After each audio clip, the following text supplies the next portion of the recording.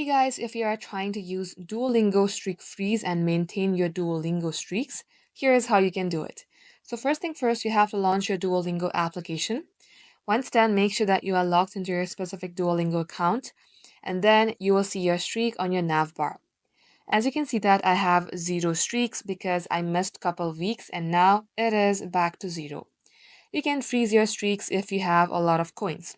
You can also see your coins. I have currently more than 1,000 coins, so you can use it in order to freeze the streaks. Tap onto your streaks again, and it says you are out of streak freezes. Tap on Get More. Now, if you tap on this Refill 500, it will restore your streaks, and then you will have your streaks going on. Just like so, this is how you can use streak freezes in Duolingo.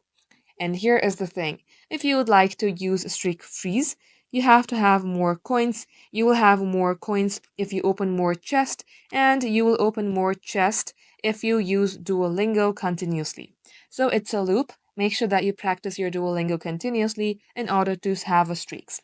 Thank you all for watching. We will catch up in our next upload.